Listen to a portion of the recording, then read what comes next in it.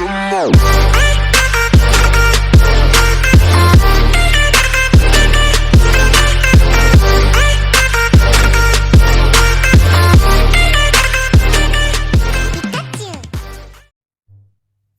put this in another recovery of anxiety because I guess once again it is a recovery of anxiety. My anxiety is back. I'm sorry for the fucking ugly ass bug bite or acne right here. I don't know how this happens. It's probably stress, but I haven't been severely anxious. I mean, I was last night. I was last night for a while because my side has been hurting, and I immediately clicked it to, oh my god, I have a burst appendix now, so that's fucking fun. So I couldn't sleep for a while. Couldn't sleep for a while yesterday, I should say, yesterday night, and my anxiety kind of dragged over through today, but it hasn't been super severe. Sorry for picking my eyelashes. Trichotillomania for ya. Twitch. Trichotillomania. TTM. That's my reasoning. Because of stress. That's what I do when I'm stressed or anxious. Pick my eyelashes. Sometimes I do pull my hair. And some anxiety things that I do is this. I do this when I'm anxious or like when I'm out. Because so let's just say that I would go grocery shopping with my family a lot, my parents I should say. I was out with my mom a couple days ago, and we went to Walmart, and we went to Target, Walmart and Target. We went to Walmart because she needed a few things, and I wanted to buy Pokemon cards, but unfortunately they don't sell them there because apparently they have a thing of getting stolen, and apparently the Legos are locked up. The Legos are locked up too because apparently they keep getting stolen, which I'm so confused about. They're fucking Legos. But so they don't have anything there. They don't have anything Pokemon related there. And it was crazy busy. Like yes, they're still lining up and like monitoring people going in. At least that's what they did at Target. Walmart didn't really have much about that, even though everybody was wearing masks and whatnot. But it just seemed so much more busy than I realized, because I like thought just like with all this nobody would be out doing shit, but apparently people are, because I just think everybody doesn't need anything. So it was crazy loud, and any time, because I am symptom to loud noises. I don't do anything loud aside from like a music. That's only that will loud in my perspective. But thunder and lightning I don't do. Yelling and screaming I don't do. Definitely going out and like having like being social, definitely cannot do. It just triggers too much anxiety, my social anxiety. So normally I do this a lot, or in some cases I'll bring headphones and listen to music, but I didn't bring headphones, so I had to endure it, and I just did this a lot, which it kind of calms me down, and I focus just like my attention on getting all my fingers on my thumb back and forth. I do this a lot. It also happens at family gatherings too, because I have a bunch of family and obviously I still get freaking anxious because of my social anxiety. Doesn't matter where I'm at, I'm still get anxious in social situations. Like when I went to my cousin's birthday party, I felt extremely trapped and I wanted to cry. So yeah, I do that a lot. I apologize. So my anxiety has been like this. It's been like straight. It kind of ramped up just a little bit, but it's slowly going down again. Sort of. I've been stressed with everything, like my videos and my writing and whatnot. So yeah. But I've been doing a lot for my stories. I'm almost done with this one, and I wanted to talk about stories once again because I just have a lot to talk about with my stories. So what I hate is I'm weird when it comes to things. Obviously, if you watch my channel for a while, you know that I'm fucking weird. And my brain is fucking weird. So, there's a thing that happens that I sometimes don't follow along with because I like being on a regular sleeping schedule and I don't want to ruin that because more sleep means less anxiety. I'm just gonna cover this up because I'm tired of looking at it. The thing is like my brain always has a habit of getting shit done. Like this story, I have like 4 chapters left, and I'm super close to finishing. In my book I currently have, I have like maybe 5 chapters left of reading, and my mind is just like, okay, my mind like to threaten me, saying like you're not allowed to sleep until you get this done. Sometimes I listen to it, but I mean, not to the full extent. Like, I'll stay up maybe until maybe 1 to 2 a.m. as much as I can. But other times, it's just like, I want to be on a sleeping schedule because it's just easier to function the next morning on a sleeping schedule. Um, so my brain likes to bully me a lot, if you obviously know from the series, obviously. But it always wants me to do things that I'm like super close to finishing because I think it kind of falls along in the category of OCD because it's like I need to finish this or I feel like it's not going to get done or it's not like something bad will happen. I feel like it's that kind of extent, and that's also like the reason why I come up with so many stories because it's like I have so many good ideas in my head. I have so many good ideas that I write down because I always like to put the description of my stories because that's how I remind myself what it's about, you know? I come up with like the story title, I come up with, random character selections of, which people to pick to couple together, and then I do the description, which is like a paragraph or so long, and then I just go from there.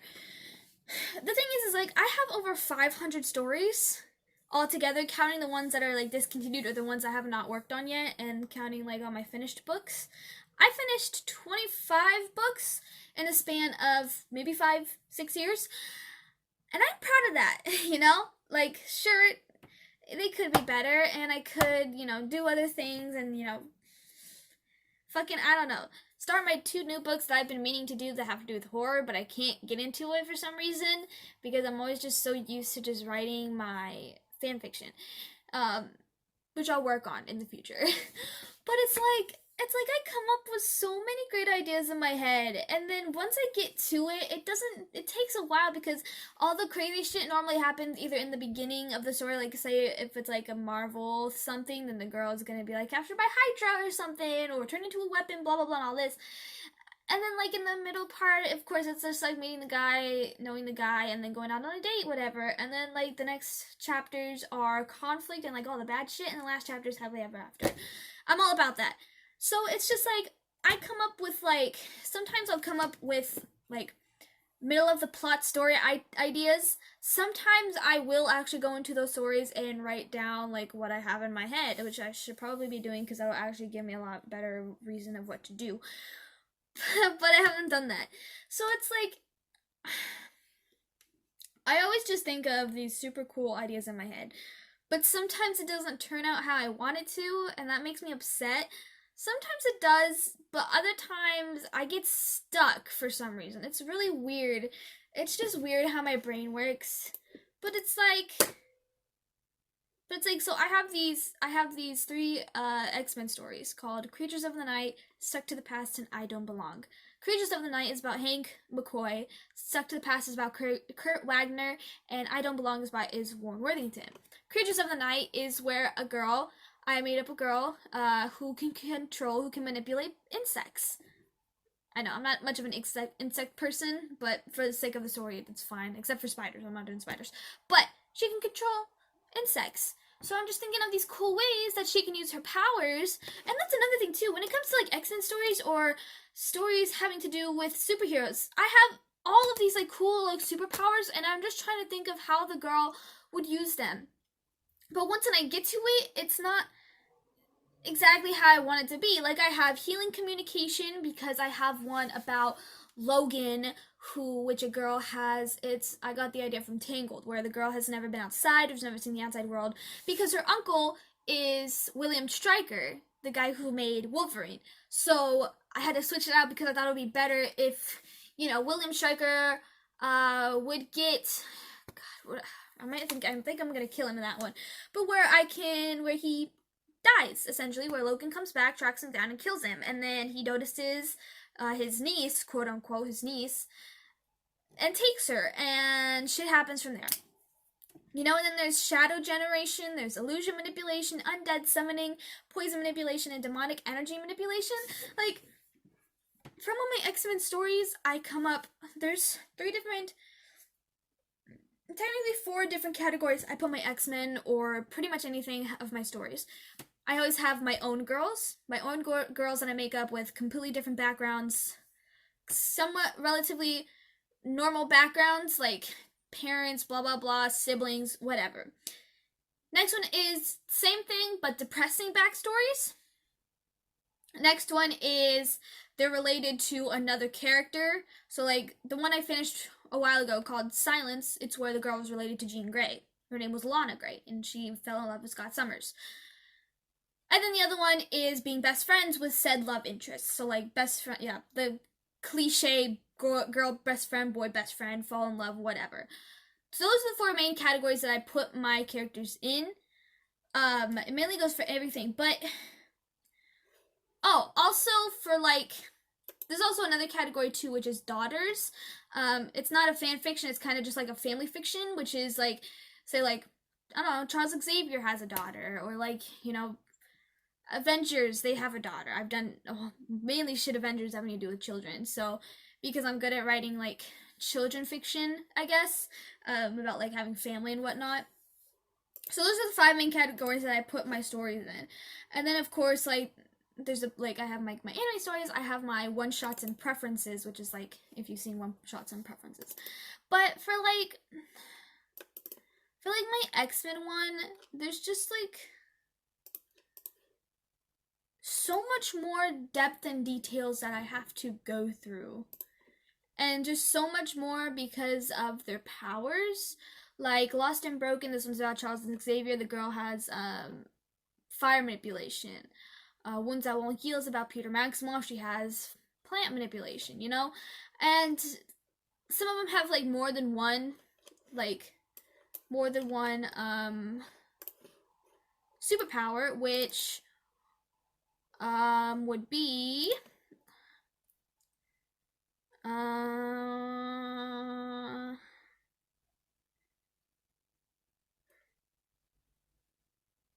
which would be Broken Without You, which is which is a Scott Summers one.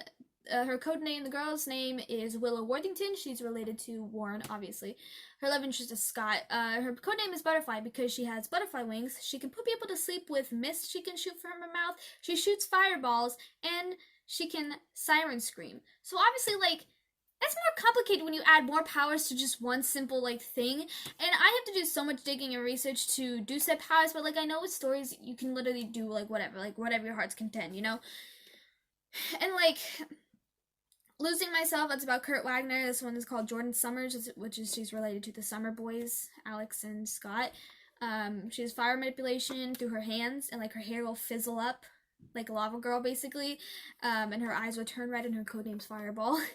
And like just all of that, like snow manipulation causes blizzards, can freeze people, can create killer snow creatures, white eyes when using her powers.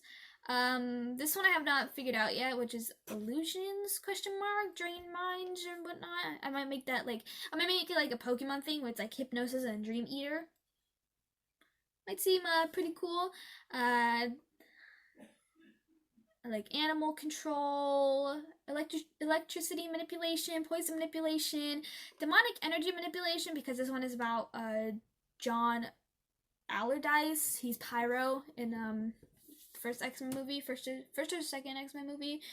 It's called Path of Destruction. I wanted to have like a very like destructive power, and since John is not a very good character, he's pyromaniac. I want her. She technically has like the same powers as Raven from Teen Titans, sort of, except her father's not a demon. She's related to Iceman. You know, and like there's a whole bunch where like just simple powers like the daughter of Charles Xavier. She only has like mood changing color eyes, like her eyes change color depending on mood, and like I want her to like be able to like reflect said mood on people. Her code name is Pixie. Earth Manipulation, which is Erica Lencher, which is his daughter, and then like Sabretooth's daughter, Tiger Lily, she's part Maine Coon, and then Remy LeBlue, yeah, Gambit. Her power is light manipulation, can control any light source. Her code name is Power Punch, and then Aurora Monroe's daughter is electric manipulation, and then you have telekinetic shield powers, can move things with her mind and shield off for protection. Her code name is Echo. And then I like this one. I like this one too, which is Deadly Minds, which is a Jean Grey and Scott Summers' daughter, because I thought it would be cool. Like Scott, like not from like Apocalypse or Dark Phoenix. I want old of them. So James Marsden, who plays older Cyclops in like the first X-Men movies and like X-Men like Days of Future Past and X1 and 2 and whatnot. They're gonna have a daughter called Taylor Jean Summers hyphen, and her code name is Psycho Shooter, because she shoots psycho blasts from her hands and all that. So I come up with like these great ideas, but then like when I try to figure out what to do for them, I can't figure out like, because I want it to be like intense. I want you to be on your edge of your seat all the time. I want it to be very descriptive. You know, I want it to just be very good, but it's like, it's hard to do when you have written over 500 stories. And I can only focus on so many fandoms and so many stories. Like tonight, I kind of want to watch Endgame because I have not seen that yet. I know it came out a long time ago, but I have not seen it yet. And I want to watch it, but I'm scared to. I think I might say fuck it and watch it because I have nothing better to do after this chapter of the story. But it's like, I know I'm rambling here, but writing stories is possibly the best thing a creative person could do if you love to write as much as I do, and like, you know, whatever.